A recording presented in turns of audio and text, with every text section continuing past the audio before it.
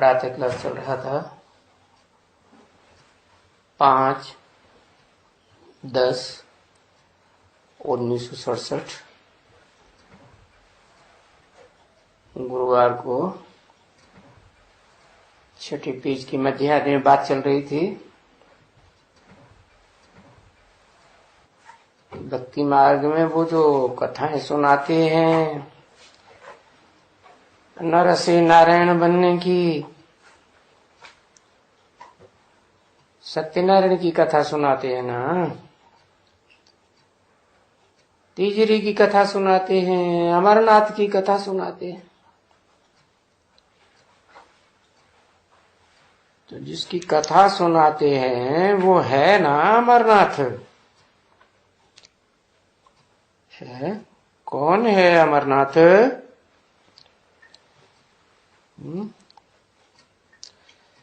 नाथ किसको नाथ लेता है? अमर को नाथ लेता है। अमर को नाथने की क्या जरूरत? वो तो है ही अमर। तीनों काल में अमर है। कौन है?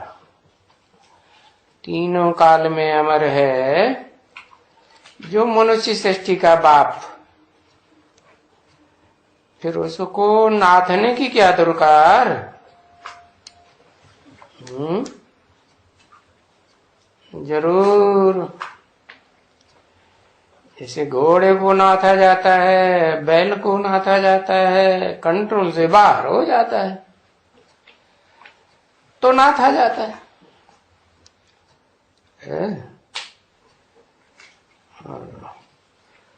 पति पत्नी की नाक में नाथ डालता है तो कंट्रोल से बाहर न हो जाए इसीलिए डालता है। तो ये भी अमरनाथ की कथा है। कौन हुआ अमरनाथ? कहेंगे शिव है अमरनाथ, जिसको कोई भी नहीं नाथने की जरूरत है, न कोई नाथ सकता है। वो तो है सदा, क्या है? सदा स्वस्थिति में रहने के कारण स्वतंत्र है। सदा स्वतंत्र है या कभी परतंत्र है? सदा स्वतंत्र है। तो जो सदा स्वतंत्र है किस आधार पर? कहेंगे आत्मिक स्थिति के आधार पर सदा स्वतंत्र है। और जिसको नाथता है वो सदा स्वतंत्र है? नहीं। क्यों नहीं स्वतंत्र है? क्योंकि देह अभिमानियों के संग के रंग में आते आते देह अभिमानियों की देह का सुख भोगते भोगते कैसा हो जाता है? महादेहाभिमानी हो जाता है। ये जो देह है, ये देह 5 जड़ तत्वों की बनी हुई है। तो जैसे कि आत्मा संग के रंग में आकर के टोटल पत्थर बुद्धि जड़त्वमयी बन जाती है। बुद्धि ऐसी बन जाएगी तो पत्थर बुद्धि कैसा काम करेगा? उल्टा ही काम करेगा ना। तो फिर वो अमरनाथ बाप शिव बाप को आना पड़ता है। आते हैं और पार्वती को वहां बैठ करके कथा सुनाते हैं। कहाँ कथा सुनाते हैं? है, कहते हैं यादगार मंदिर बनाया हुआ है बहुत ऊंचाई पर, वहां बर्फ ही जमी रहती है, बहुत ठंड, काहे की ठंड? पुरुषार्थ की बहुत ठंडी हो जाती है।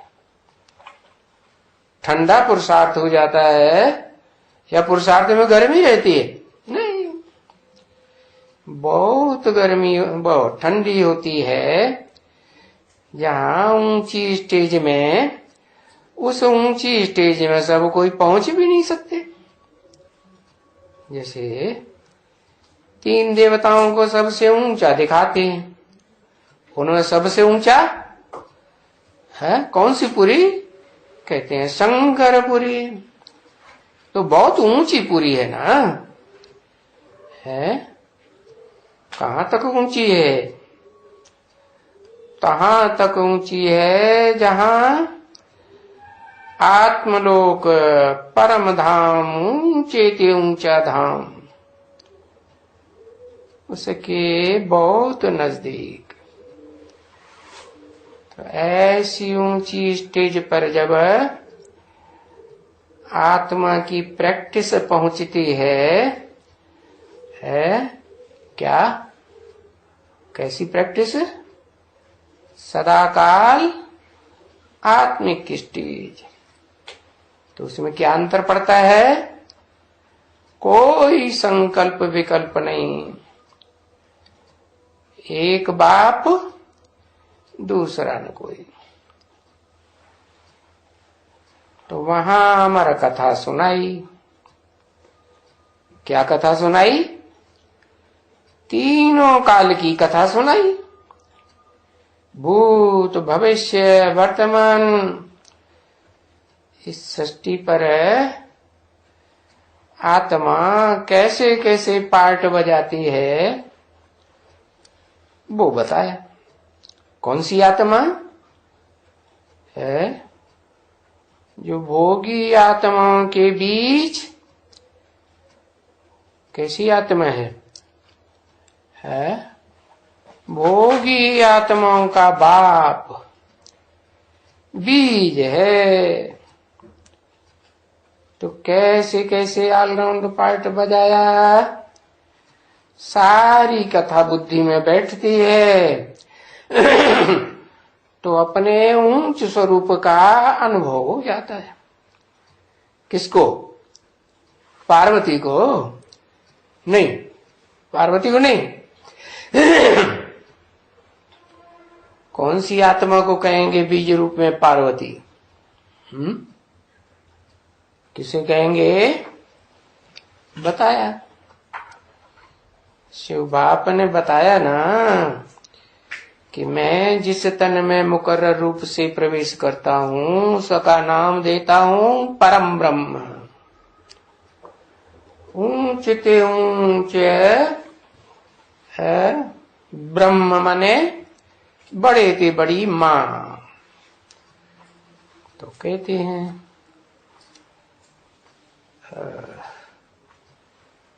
बड़े ते बड़ी माँ, बड़े ते बड़ी माँ तो जगदम्बा को कहेंगे, जगत की अम्बा को कहेंगे कि पार्वती को कहेंगे?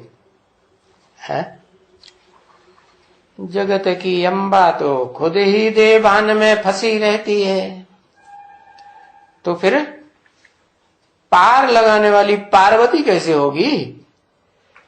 जो नाम रखे हैं शास्त्रों में वो काम के आधार पर रखे हैं ना, तो उन्होंने तो वो नाम पार्वती का रखा है।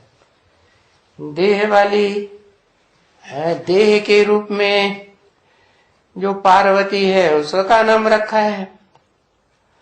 लेकिन उसकी भी कोई बीज रूप पार्वती है या नहीं है? कौन है? उसकी भी जो बीज रूप पार्वती है उसको कहेंगे परम ब्रह्म। शिव बाप आते हैं, मनुष्य सृष्टि की जो भी आत्माएं हैं उनकी भोगी स्वरूप को नंबरवार योगी रूप में परिवर्तित करने के लिए। तो उसके लिए कौन योग लगाए? है आत्मा ही आत्मा से योग लगाएगी। आत्मा कौन सी आत्मा से योग लगाए? है आत्मा जो ऊंच ते ऊंच भोगी आत्मा है, वो जिसे कहते हैं परमात्मा। परमात्मा माने उससे ऊंच कोई आत्मा हो नहीं सकती। तो उससे योग लगाता है। तो क्या कहेंगे? भोगी आत्माओं के बीच में कब कहेंगे बड़ा बच्चा? पहले पहले प्रत्यक्षता रूपी जन्म ले संसार में, सारे संसार की आत्माओं के बीच प्रत्यक्षता हो तो कहेंगे क्या कि बड़ा बच्चा। तो जो बड़ा बच्चा है उसको कहते हैं बाप समान। और बाप आते भी हैं, परम पिता किस लिए आते हैं? इस सृष्टि पर आते हैं कि कोई न कोई को बाप समान बना के जाना है। क्यों? उसको इस सृष्टि पर रहने में क्या मुसीबत? क्योंकि इस सृष्टि में 5 तत्वों की दुनिया है। इस 5 तत्वों की दुनिया में वो आत्मा कौन? परमपिता रह सकती है? रह सकती है कि नहीं रह सकती? नहीं रह सकती, क्योंकि यहां तो बहुतों के कंट्रोल में रहना पड़ेगा, संग में रहना पड़ेगा कि एक से काम चल जाएगा। इस दुनिया में है अनेकों हैं, ऊंच ते ऊंचे हैं, नीचे ते नीचे हैं। तो ऊंच ते ऊंच आत्मा जो भोगी आत्माओं के बीच में सबसे ऊंचे है, उसको आप समान है निराकारी स्टेज में, निराकारी, निर्विकारी, निरहंकारी, अभोक्ता कि भोक्ता बनाना। क्या बना के जाते हैं? आप समान अभोक्ता बना के जाते हैं। और कर्ता कि अकर्ता? अरे कर्ता बना के जाते नहीं, अकर्ता बना के जाते। जन्मा कि अजन्मा है? हाँ, अजन्मा भी बना के जाते। कैसे अजन्मा है? आत्मा जन्म कब लेती है? एक तो अनिश्चय रूपी जन्म, अनिश्चय रूपी मृत्यु होती है तो जन्म होता है। कहते हैं ध्रुवम जन्म मृत्यस्य च, जन्म होता है तो मृत्यु भी होता है, मृत्यु होता है तो जन्म भी होता है। तो जन्म मरण के चक्र से न्यारी हो जाती है। तब कहते हैं क्या? अमर्त्य, जिसकी मृत्यु न हो, जिसको कभी बेहद की भी मृत्यु न हो और हद की मृत्यु भी न हो। बेहद की मृत्यु क्या है? बेहद की मृत्यु उसे कहेंगे जब देह का नाम निशान भी स्मृति में न रहे। तो बताया कि अमरनाथ बाप जो भोगी आत्माओं का बाप है, सृष्टि रूपी रंगमंच पर पार्ट बजाने वाला, वो इस सृष्टि पर आकर के जिस आत्मा को आप समान बनाते हैं, उसको पहले अपनी रचना बनाते। रचना बनाते माने क्या है, वो स्वयं भी तो आत्मा है, तो आत्मा क्या बनाएगी? आत्मा ही बनाएगी। तो आत्मा बनाते हैं, आत्मिक स्थिति में स्थिर करते हैं, तो बताते हैं कि तुम्हारी जो सबसे ऊंची सी ऊंची स्टेज है, जिस स्टेज में रह करके तुम सारी सृष्टि को कंट्रोल कर सकते हो, वो स्टेज कौन सी है?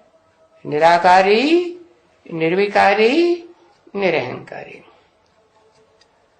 तो बनाते हैं ऐसी स्टेज बनेगी तो मेरा काम पूरा हो जाएगा। पूरा हो जाएगा तो मुझे यहां रहने की दरकार है नहीं, तो फिर मैं पार लगूंगा कि नहीं है? इस सृष्टि से पार नहीं लगेगा है? और सुप्रीम सोल पार लग जाता है, तो नाम रख दिया पार्वती। हाँ, बताते भी है दुनिया की कोई ऐसी बात नहीं जो तेरे पर लागू न होती हो। तो ये कथा कहां से उठ के सुनाई है? ऊंचते ऊंच स्टेज में बैठ के सुनाई। कैसी ऊंचते ऊंच स्टेज? जहां देह की स्मृति का नाम निशान न रहे।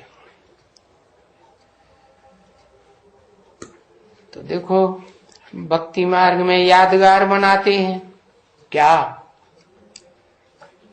तीर्थ यात्रा करने जाते हैं अमरनाथ की है, तो बहुत ऊंची चढ़ाई पर चढ़ के जाते हैं ना। हाँ, सब कोई जा सकते हैं नहीं? कमजोर आत्मा जा सकती हैं? नहीं जा सकते। हाँ, कंधे पे बैठ के। अच्छा, ले जाओगे? ये कंधे पे बैठ के ले जाए, बैठा के ले जाएगा है? बताया जाएंगे भी तो वहां इतनी ठंडी पड़ती है कि कमजोर आत्माएं तो क्या हो जाएंगी? फां हो जाएंगी। ठंडी किस बात की?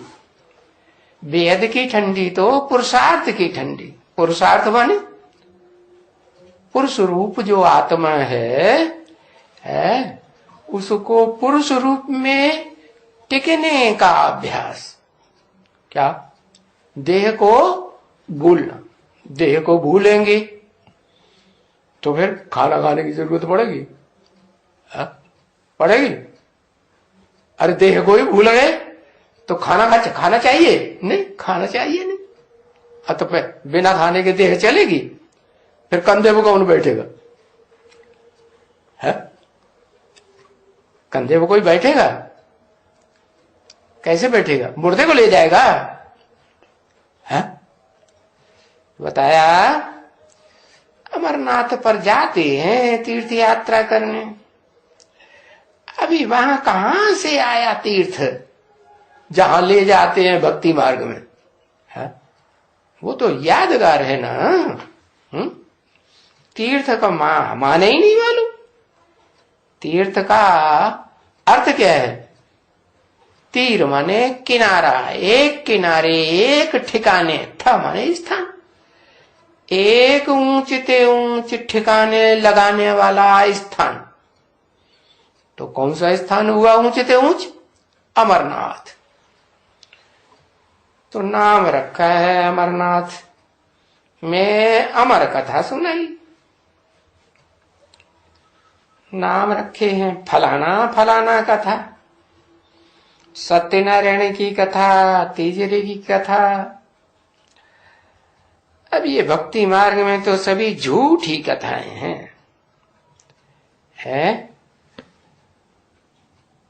क्या? ठिकाने पे पहुंचते हैं कि भटकते रहते हैं? यात्रा करके आते हैं तो भी भटकते हैं या ठिकाने लग जाते? भटकते हैं। तो असली कथा तो मैं आकर के सुनाता हूं। किसने बोला? शिव बाप कहते हैं असली कथा मैं सुना के बताता हूं कि ये तीसरे नेत्र खुलने की कथा है। तीसरा नेत्र क्या होता है? बुद्धि का तीसरा नेत्र। जो बुद्धि पत्थर बुद्धि बन जाती है सुख भोगते भोगते चारों स्टेज में। कौन कौन सी चारों स्टेज? सत्व प्रधान, सत्व सामान्य, रजो और तम। और हर आत्मा की षष्टि रूपी रंगमंच पर चार अवस्थाएं होती है। एक ही आत्मा है सुप्रीम सोल, जो इन चार अवस्थाओं से पसार नहीं होती है। बाकी जिसको आप समान बनाता हूं वो भी कोई सदा काल के लिए होती है? नहीं, वो भी सदा काल के लिए नहीं। जब इस षष्टि रूपी रंगमंच पर चार स्टेजेस जिसे कहते हैं सतयुग, त्रेता, द्वापर, कलयुग, जो हर आत्माओं को चार अवस्थाओं से गुजरना ही पड़ता है। कीड़े मकोड़ों को, उनको भी गुजरना पड़ता है। तो उन चार अवस्थाओं से जो आत्माएं गुजरती हैं उनसे मेरी तुलना नहीं की जा सकती। किसकी? शिव की तुलना नहीं। इसलिए उसको कहते हैं तुरीय आत्मा। तो वो आकर के तीसरा नेत्र खोलने की कथा सुनाते हैं। अभी तीसरे की कथा भी कोई नहीं सुनाएगा। जो किसी का तीसरा नेत्र, बुद्धि का नेत्र खुल जाए है? अरे अब कुंभकर्ण को कौन सुनाएगा? सुनाएगा कि नहीं सुनाएगा? है? नहीं सुनाएगा। अरे कुंभकर्ण के अंदर आत्मा नहीं होती है? आत्मा होती है तो जरूर सुनाने वाला सुनाएगा। कौन सुनाएगा? जो कभी कुंभकर्ण नहीं बनता वो सुनाएगा, या जो कभी कुंभकर्ण बनता है थोड़ा बहुत समय के लिए तो बनता होगा तो वो सुनाएगा? कौन सुनाएगा?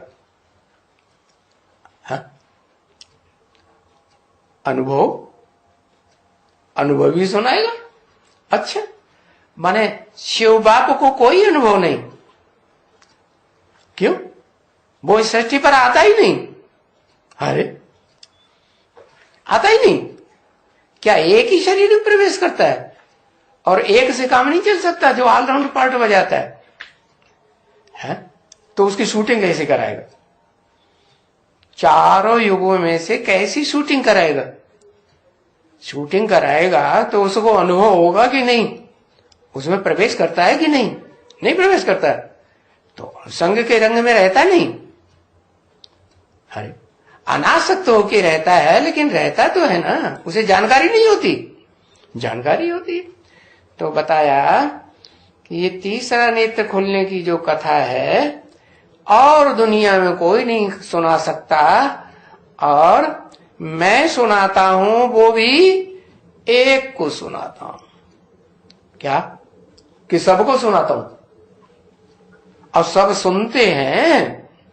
जिसके तन में आके सुनाता हूं, सुनाने का खास स्पेशल काम करता हूं, वो सुनता तो है, फिर फायदा? समझता कुछ भी नहीं, तो फायदा ही नहीं। तो मैं जिस तन में प्रवेश करता हूं वो सुनता भी है और समझता भी है। क्यों? क्योंकि वही एक आत्मा है जो इस सृष्टि रूपी रंगमंच पर मेरे आने पर, मेरे सुनाने पर, समझाने पर तीसरा नेत्र उसका खुलता है। इसलिए उसको कहा जाता है त्रिनेत्री। आदि में नहीं खुलता है। क्या यज्ञ के आदि में खुलता है? यज्ञ के आदि में नहीं खुलता है। क्यों?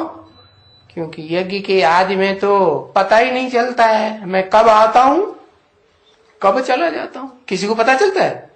जिन ब्रह्माधामधारियों में प्रवेश करता हूं उनको पता चलता है? उनको भी नहीं पता चलता। तो पहले ब्रह्मा जो परम ब्रह्म कहा जाए उसको भी पता नहीं चलता। हाँ, ये है कि वो आत्मा जब अगला जन्म लेकर के आए तब मैं दूसरे तन में प्रवेश करूं और वो उस तन के द्वारा सुने। किसके तन के द्वारा? हाँ, वही जो ऊंच से ऊंच पीढ़ी है विष्णुलोक। पीढ़ी कहें नहीं, वहां तो देह की स्मृति ही नहीं रहती। आंखों की स्मृति रहती है, आंखों की भी स्मृति नहीं रहती। कोई देह की अंग की स्मृति नहीं। मन और बुद्धि से अतीन्द्रिय सुख भोगते हैं। अगर आंख भी रहे तो अतीन्द्रिय सुख कहेंगे? नहीं कहेंगे। तो कहें उसके बाद जो नई सृष्टि शुरू होती है, एक्यूरेट सतयुग जिसे कहें। कैसा युग? 16 कला संपूर्ण युग। उस संपूर्ण युग में जो आत्मा निमित्त बनती है पहले पहले, वो आत्मा का तन मुझे लेना पड़ता है। टेम्परेरी या सदाकाल के लिए है, टेम्परेरी लेना पड़ता है। मुकर्रर जिसे कहें, निरंतर कहें, परमानेंट कहें, वो तो एक ही होगा ना। तो उस तन में जब प्रवेश करते हैं और सुनाते हैं तो वो आत्मा भी जो आदि वाली है, जिसमें पहले पहले मुकर्रर रूप से प्रवेश किया, वो आत्मा भी सुनती है। मुकर्रर क्यों कहेंगे?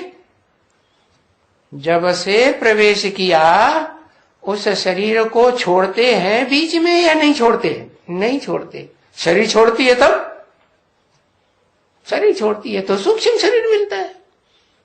सूक्ष्म शरीर में भी क्या रहेगी? नहीं, वहां रहने की दरकार नहीं। क्यों? सूक्ष्म शरीर में रहने की दरकार क्यों नहीं? क्योंकि उसकी जो अकाल मृत्यु होती है, तुरंत मृत्यु होती है कि अकाल मृत्यु कहें, अकाल कहें?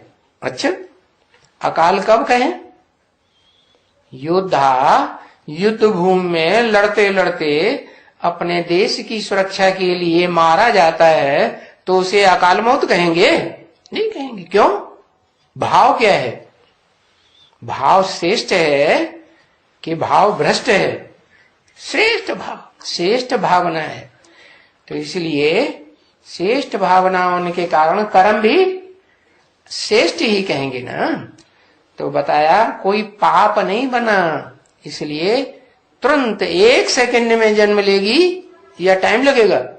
1 सेकंड में जन्म। इसलिए ये नहीं कहेंगे कि वो रथ बीच में परमानेंट नहीं रहा, रहता है।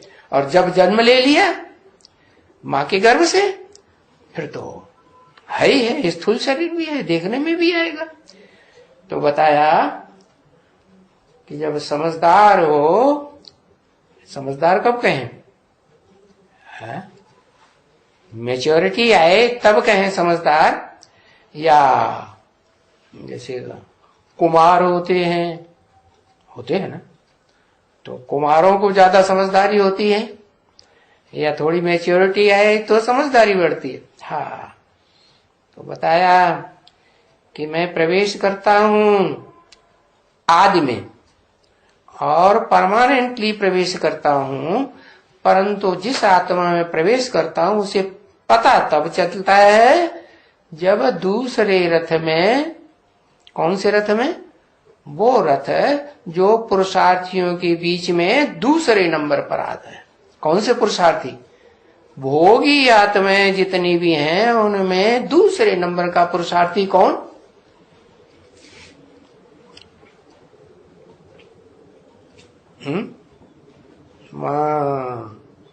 लक्ष्मी। अच्छा, तो लक्ष्मी का पद कहां बनता होगा? लक्ष्मी वाली आत्मा कहां पद पाएगी? कौन सी युग में? ऊंच ते ऊंच पद, जिससे ऊंच पद उस युग में कोई न हो। विष्णुलोक में ऊंचे ऊंचे पद है, उसके ऊंचे, उसके ऊपर उसका पति नहीं है। अरे बता,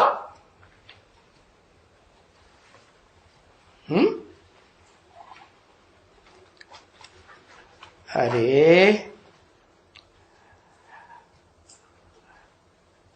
है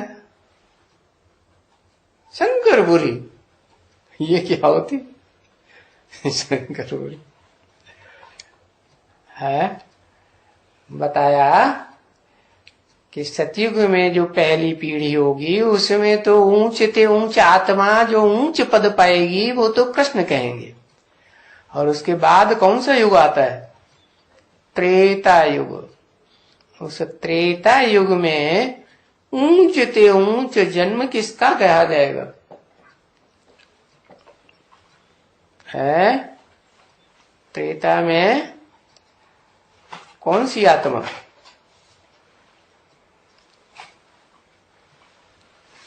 किस रूप में जन्म लेगी?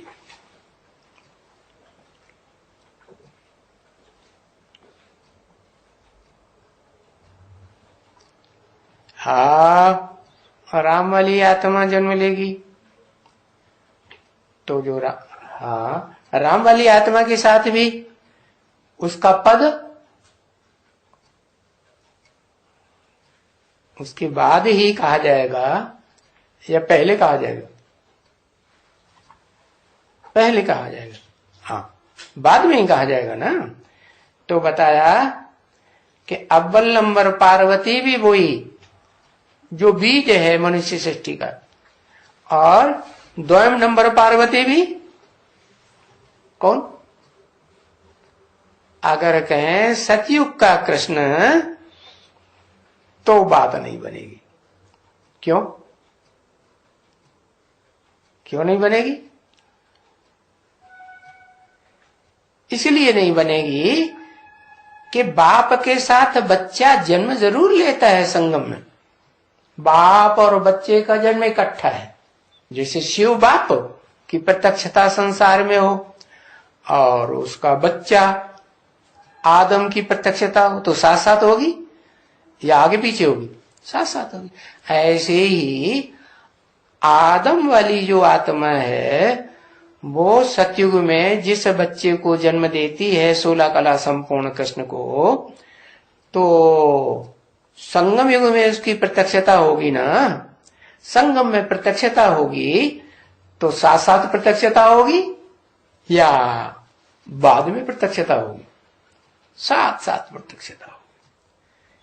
शिव बाप की प्रत्यक्षता और राम बाप की प्रत्यक्षता और कृष्ण बच्चे की प्रत्यक्षता, तीनों की इकट्ठी होगी या आगे पीछे होगी? है तीनों की प्रत्यक्षता। तो फिर सत्युगी कृष्ण वाली आत्मा, दादा लेखराज वाली आत्मा को पार्वती होना चाहिए। क्यों? क्यों नहीं होना चाहिए?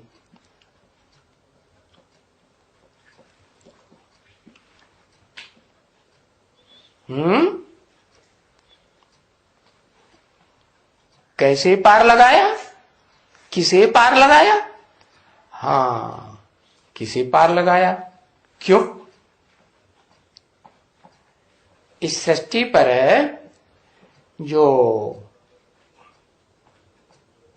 दादा लेखराज की बच्ची कही जाती है, चंद्रवंशी राधा, तो वो पार नहीं जाएगी, चंद्रवंश में ही रहेगी। चंद्रवंश से पार जाएगी, सूर्यवंश में जाएगी या नहीं जाएगी? अपन से ऊंच कुल में जाएगी या नहीं जाएगी? तो पार लगाया ना। समझ में नहीं आ रहा? क्यों पार नहीं लगाया? अरे पार कौन लगाता है? जैसे नाविक होता है, कहते हैं हमें इस नदी से पार उस पार पहुंचा दो, तो नाविक को खुद भी पार लगाने की क्षमता, पार करने की क्षमता रखता होगा ना। तभी तो पार लगाएगा। तो क्या वो सत्ययुगी कृष्ण कहो, संगम युग में दादा लेखराज ब्रह्मा की आत्मा कहो, ब्रह्मा कहो, तो वो ब्रह्मा ने पार नहीं लगाया चंद्रवंशी राधा को। क्यों पार नहीं हुआ? क्योंकि वो विष्णु लोक में उसको अपना शरीर नहीं होगा। अपना शरीर होगा, अपना शरीर नहीं होगा। बाकी शरीर कहां होगा? शरीर तो उसे सतयुग में ही लेना है ना, कि विष्णु लोक में ही लेना है? तो इसलिए शरीर किसका है? राधा का है या उसका है? सत्ययुगी कृष्ण का नहीं। तो राधा वाली आत्मा जो है, कहेंगे उसका अपना पुरुषार्थ या दादा लेखराज के बल से पार जाती है? अपना पुरुषार्थ। कौन सा पुरुषार्थ? पवित्रता का पुरुषार्थ। भले कहेंगे देह की पवित्रता, देह की पवित्रता है, फिर भी देह के द्वारा पुरुषार्थ तो करना है ना। कौन सा? जो एडवांस ज्ञान लेना है वो देह के द्वारा लेगी कि बिना देह के? सूक्ष्म शरीर से लेगी, देह से लेगी। तो देह से ही पुरुषार्थ होता है। जब तक देह साकार है तब तक पुरुषार्थ है। देह साकार नहीं है, सूक्ष्म शरीर है, तो पुरुषार्थ न पाप का गिना जाएगा न पुण्य का गिना जाता है। इसलिए बताया कि जो पार्वती है वो दूसरे नंबर की पार्वती, षष्ठी रूपी रंगमंच पर पार लगाने वाली आत्मा कौन सी हुई है? जिसको कहते हैं राधा। क्यों राधा नाम पड़ा है? जो राम है, उसको निराकार राम कब तक नहीं बनना है? जब तक वो राधा वाली आत्मा है उसकी सहयोगिनी न बने। तो बताया जो साकार है वो साकार को कथा सुनाएगा, निराकार है वो निराकार को कथा सुनाएगा। क्या? इसीलिए कहते हैं बच्चे सबसे पहले तुम क्या करो? आत्मा अपन को समझो। अगर तुम अपन को आत्मा समझेंगे और उसी स्थिति में स्थित हो जाएंगे सदा काल के लिए कि मैं ज्योति बिंदु आत्मा हूं, देह की स्मृति से परे हो जाएंगे, तो मेरे से तुम पूरी प्राप्ति कर सकेंगे। कौन सी पूरी प्राप्ति? 8 घंटे की अगर तुम्हारी ज्योति बिंदु स्टेज बन गई तो फिर 24 घंटे की तो बन ही जाएगी। और ऐसी स्टेज बन जाएगी तो तुम्हारा पार्ट ध्रुव है। क्या? जैसे सूर्य तो एक होता है और सितारे अनेक होते हैं, तो उन सितारों में भी कोई स्थिरियम सितारा होगा ना, सदा काल स्थिर रहने वाला, उसको कोई डिगाए नहीं सकता। तो जो सदा काल स्थिर रहेगा बाकी अस्थिर रहेंगे, तो उसके आसपास चक्कर लगाना पड़े ना। तो ऐसे ही जो जड़ सितारे हैं आसमान के, उनमें एक सितारा है, ध्रुव तारा कहा जाता है।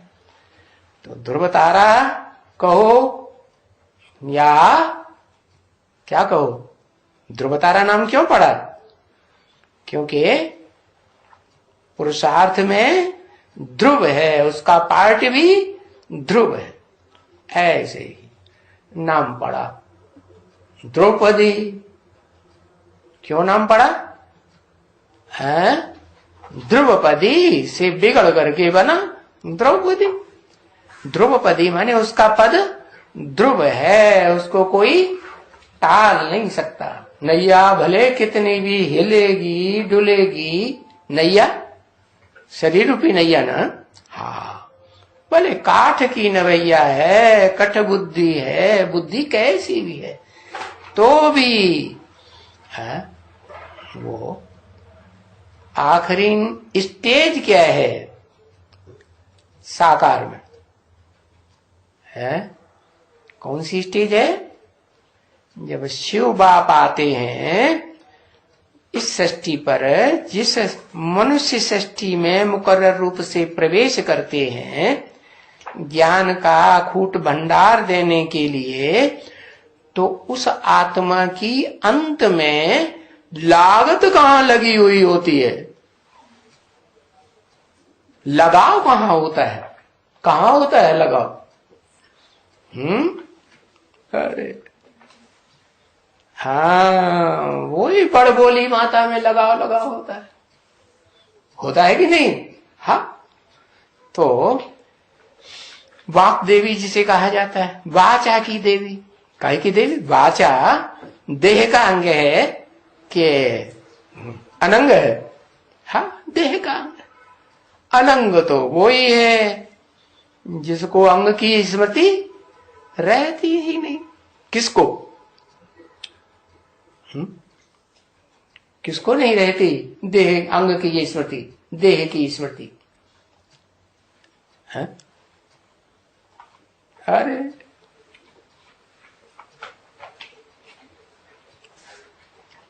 हाँ, एक ही आत्मा है सृष्टि रूपी रंगमंच पर, जो अखूट ज्ञान के भंडारी शिव बाप से अखूट ज्ञान का भंडार लेकर के वो युक्ति सीख लेती है, जिस युक्ति को कहते हैं, क्या कहते हैं? ज्ञान, विज्ञान, विशेष ज्ञान। क्या विशेष ज्ञान? हाँ, ये विशेष ज्ञान कि देह की स्मृति को कैसे भुला दिया जाए।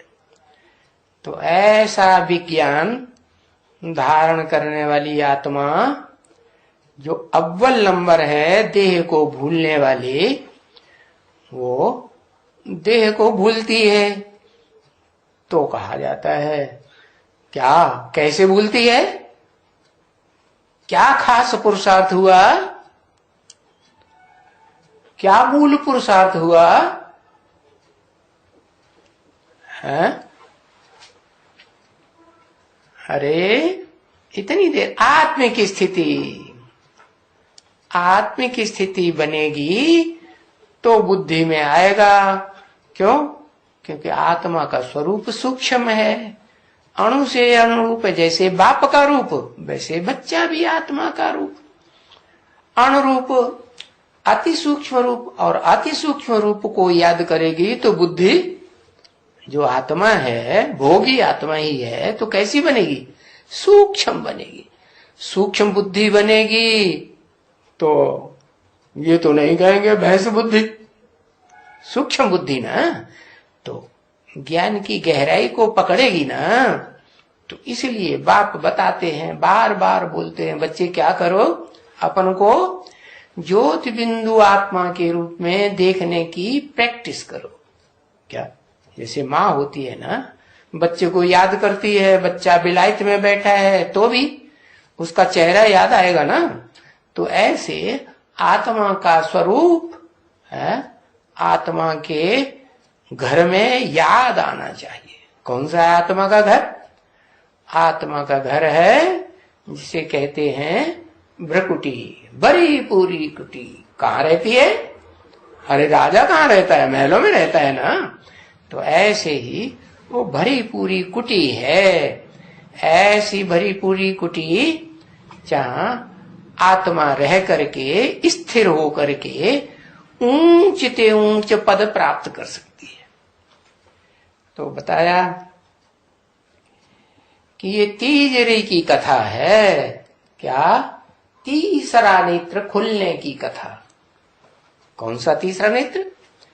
जो आत्मा पत्थर बुद्धि बन जाती है, देह को याद करते करते, मिट्टी को याद करते करते, मिट्टी के जो कण हैं वो भी ढेर सारे इकट्ठे हो जाते हैं तो पत्थर बन जाता है। तो ऐसी पत्थर बुद्धि आत्मा भी कैसी बन जाती है? बाप समान पारस बुद्धि बनती है। तो उसको कह देते हैं पारस। बाकी पारस का मतलब ये नहीं है कि कोई ऐसा पारस पत्थर होता है, नहीं, वो उसी हीरो पार्टधारी की यादगार है जिसके संसर्ग में, संपर्क में, संबंध में आने से आत्माएं कैसी बनती है? अपनी ऊंचते ऊंच स्टेज को पकड़ लेती है कि ऊंचीते ऊंचा मेरा पार्ट इस षष्ठी रूपी रंगमंच पर क्या है, वो भी स्मृति आ जाती है। तो इसको कहते हैं तीसरे नेत्र की कथा, तीजरे की कथा। और कन्याएं ही क्यों सुनती हैं? तीसरे नेत्र की कथा कन्याएं ही क्यों सुनती हैं? और पवित्र बुद्धि होती है। अच्छा, सभी आत्म, फिर तो सभी कन्याओं की पवित्र बुद्धि होती होगी, कि कोई एक ही होती होगी? सभी कन्याओं की एक साथ बुद्धि खुलनी चाहिए, फिर तीसरा नेत्र खुल जाना चाहिए। होगी तो नंबरवार ना है। नंबरवार में भी कौन सा नंबर? नंबरवार में भी वो पवित्र आत्मा। कौन सी पवित्र आत्मा? जो क्या, जो है तो स्त्री चोला, लेकिन स्त्री चोला होते हुए भी क्या उस त्रिनेत्री को, जो पहले पहले त्रिनेत्री बनता है, जिसका तीसरा नेत्र पहले पहले खुलता है, उसको, आत्मा को सबसे जास्ती याद करती है? हाँ, सबसे जास्ती याद करती है योगिनी। याद तो करती है, तो वो रुद्रमाला का मणका है या विजयमाला का मणका है? और रुद्रमाला के मणके सारे विदेशी हैं कि स्वदेशी हैं? बाप सहित क्या है? बाप विदेशी तो बच्चे भी विदेशी। और विदेशी निराकार को याद करते हैं कि साकार को याद करते हैं?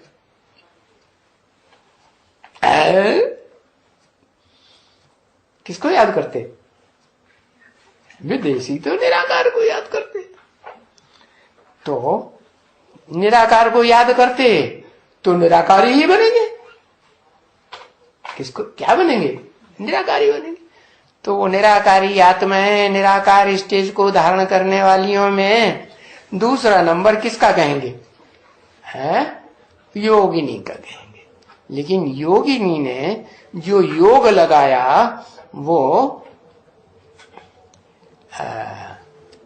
प्रैक्टिकल कहेंगे। निराकार आत्मा का निराकार के साथ योग लगे तो प्रैक्टिकल कहेंगे, या प्रैक्टिकल तब कहेंगे जब शरीर हो।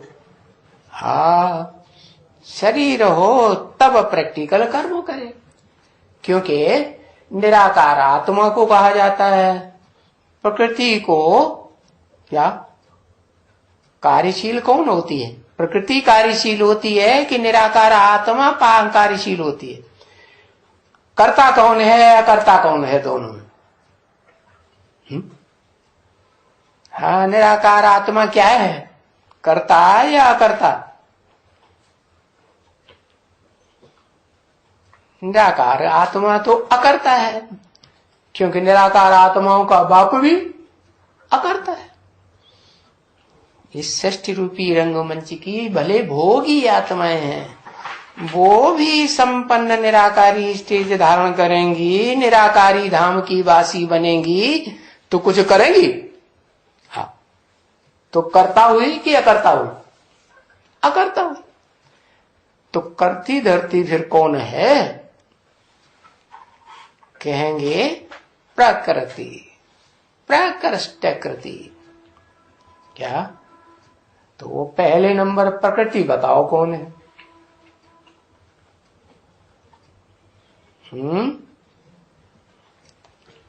अरे इतनी एक अक्षर लिखने से काम चल जाता है, परम ब्रह्म।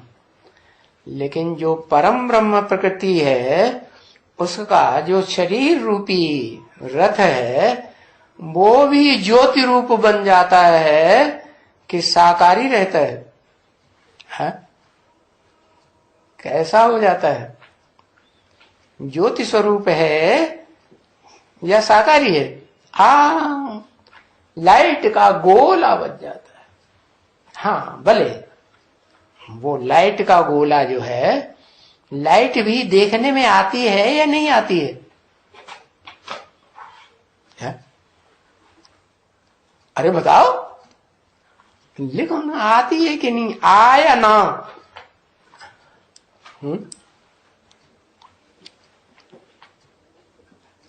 आती है। वो आती है तब तो धर्म पिताओं को उनके फॉलोअर्स पहचान लेते हैं। सिर्फ धर्म पिताओं को ही पहचानते हैं कि परम पिता को भी पहचान लेते हैं? हाँ, परम पिता को नहीं पहचानते, लेकिन परम पिता समान जो बनता है उसको कब पहचानते हैं? जब उस शरीर के द्वारा वो लाइट देखने में आती है। कौन सी लाइट? हाँ, वो लाइट जब दिखने में आती है तो वो आत्माएं जो है पहचान लेती है। कौन सी आत्माएं पहले पहचानेंगी? पहचानने वाली आत्माओं में किस तरह की, कौन सी कैटेगरी की आत्माएं पहले पहचानती है? हाँ, सारे ही रुद्रमाला के वर्ण के विदेशी ही तो हैं। बाप विदेशी तो बच्चे भी विदेशी। तो वो रुद्रमाला की आत्माएं भी नंबरवार हैं कि एक जैसी है? वो भी नंबरवार। उनके भी 10 ग्रुप बटे हुए हैं। कितने? 10। 9 तो हैं साकार को भी पहचान लेने वाले। साकारी सो निराकारी बाप को पहचानती है, और एक है ऐसा जो लास्ट नंबर में साकार के ऊपर विश्वास पैदा, सारा टाइम बीत जाता है और विश्वास नहीं कर पाता, निश्चय पक्का नहीं कर पाता। इसलिए वो जो आत्मा है एकदम निराकारी ही बनकर के रहेगी, तो साकार जो शरीर है उससे शुद्ध सुख आत्मा का भोग सकेगी? भोगेगी? नहीं भोगेगी। क्यों नहीं भोगेगी? क्योंकि जब शूटिंग काल हुआ उस समय उस साकार सो निराकार दोनों पार्टधारी जो आत्मा है उसको पहचाना? जल्दी नहीं पहचाना, देर हो गई। तो जब तक पहचाना नहीं है तब तक बाप से प्राप्ति भी नहीं हो सकती। इसलिए बताते हैं बार बार क्या, कि अपन को आत्मा समझो। आत्मा समझेंगे तो आत्मा के बाप समान जो बनने वाली आत्मा है उसको पहचानेंगे, और पहचानेंगे तो सारी सृष्टि की सारी आत्माएं उससे प्राप्ति करेंगी। तो मनुष्य आत्माएं क्यों नहीं प्राप्ति करेंगी? मनुष्य आत्माएं भी प्राप्ति करेंगे, लेकिन प्राप्ति करने में एक प्राप्ति ऐसी होती है जिसमें शुद्ध माल मिले, और एक प्राप्ति ऐसी होती है जिसमें शुद्ध माल न मिले। तो प्रकृति का शुद्ध सुख भोगना अच्छा या अशुद्ध सुख? जब अशुद्ध प्रकृति हो जाती है तमो प्रधान दुनिया में, तब वो सुख भोगना अच्छा नहीं। तो बताया ये 10 ग्रुप हुए, 10 ग्रुप की 10 प्रकार की आत्माएं हो गई। वो 10 प्रकार की आत्माओं का फाउंडेशन बीज रूप कहाँ पड़ता है? पुरुषोत्तम संगम की दुनिया में पड़ता है। तो वो 10वां जो लास्ट ग्रुप है वो भी विष्णु लोक में जाएगा कि नहीं जाएगा अतीन्द्रिय सुख भोगने वाले युग में? जाएगा, लेकिन लास्ट में या पहले? लास्ट में जाएगा। तो बताया कि तीसरा नेत्र कौन सा हुआ? अपनी आत्मा को, स्वरूप को ऊंचते ऊंच जो स्टेज है उसे पहचानने का स्वरूप कहेंगे कि तीसरा नेत्र खुल गया। तो तीसरे की कथा बोलते हैं, पहले पहले सुनता कौन है? उस साकार निराकार से, जो साकारी भी है निराकारी भी है, भोक्ता भी बनता है अभोक्ता भी बनता है। पहले पहले कौन सुनता है?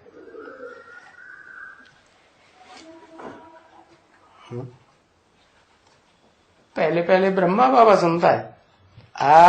लक्ष्मी सुनती है, सुनती भी है और साथ साथ लास्ट में आने के कारण फास्ट जाती है या धीमी गति होती है। फास्ट क्यों जाती है? लास्ट में आए तो फास्ट क्यों जाती है? फास्ट जाने का आधार क्या हुआ? जन्म जन्मांतर की पवित्रता। तो पवित्रता सबसे बड़ी पावर हो गई। जो साकार मनुष्य हैं, भोगी आत्माएं हैं, उनके जीवन में सबसे बड़ी चीज क्या है? पावर, पवित्रता के ज्ञान। ज्ञान नहीं, इसलिए कहते हैं हे पतित पावन आओ, हमको पतित से पावन बनाओ। तो तीसरे नेत्र की कथा जो है, परमपिता परमात्मा शिव आकर के अव्वल नंबर जो पार्वती है उसको सुनाते हैं, फिर दूसरे नंबर की जो पार्वती आत्मा है उसको फिर नंबर बनते रहते। तो बताया तुम सब पार्वतियां हो। क्या? तुम सब सीताएं हो, तुम सब द्रौपदियां हो। बाकी ये क्यों नहीं कहा कि तुम सब राधाएं हो? क्योंकि राम के रूप में पार्ट बजाने वाली जो आत्मा है, जिसमें ढेर के ढेर योगी लोग रमण करते हैं, आनंद मनाते हैं, खेल खेलते हैं, वो तो है एक राम वाली आत्मा है। लेकिन उसको धारण करने वाली जो धरणी है अव्वल नंबर, वो है भारत माता। कैसी माता? जिसकी बुद्धि उसमें ही रमी रहती है, रत रहती है। किसमें है? आत्मा में या देह में या दोनों में? किसमें रमी रहती है? आत्मा में है। वो आत्मा में भी बुद्धि रहती है और देह में भी बुद्धि रहती है। क्योंकि देह है तो चैतन्य है या मृत है? चैतन्य। तो बताया ये तीसरे नेत्र की कथा कहो, सत्यनारायण की कथा कहो, या अमरनाथ की कथा कहो, प्रैक्टिकल में उस कथा को सुनने वाली आत्मा कौन? अव्वल नंबर। प्रैक्टिकल में, क्योंकि बिना प्रैक्टिकल के तो सुना ही नहीं जा सकता, समझा ही नहीं जा सकता। परम ब्रह्म। उसके बाद दूसरा नंबर ब्रह्मा कौन सा कहेंगे फिर? लक्ष्मी। तीसरा नंबर ब्रह्मा कौन हुआ? जगदम्बा। क्योंकि दादा लेखराज ने भी किससे सुना? किससे सुना? उसी से सुना। तो बताया ये 5 ब्रह्मा हो जाते हैं। पहला मुकर्रर रथधारी परम ब्रह्म, और दूसरा जो आत्मिक स्टेज में शरीर रहते रहते, शरीर तो रहता है, शरीर का भान तो रहता है, लेकिन आत्मिक स्टेज में पहले स्थिर होती है। फिर उसके बाद आत्मिक स्टेज में कौन? जिसने देह को आदि से लेकर के अंत तक याद किया, मस्तक में वो मूर्ति भूलती नहीं। क्या? और है निराकार उपासी कि साकार उपासी? एक अक्षर लिख दो भाई, सारी आवाजियां साकार उपासी है। हाँ, तो साकार उपासी होने के कारण उसका नंबर 3रा हो जाता है ब्रह्मा नामधारियों। और ब्रह्मा नामधारियों में नंबर हो जाता है तो विष्णु नामधारियों में भी भुजाओं में नंबर पड़ जाता है। तो बताया कि बाप आकर के ये जो कथाएं गाई जाती हैं भक्ति मार्ग में, सत्यनारायण की कथा, अमरनाथ की कथा, तीजरी की कथा, वो बाप आकर के जो ऊंच ते ऊंच बाप है, आत्माओं का बाप, परम पिता कहा जाता है, जिसका कोई बाप नहीं, सब बापों का बाप, वो आकर के सुनाते हैं। ओम शांति।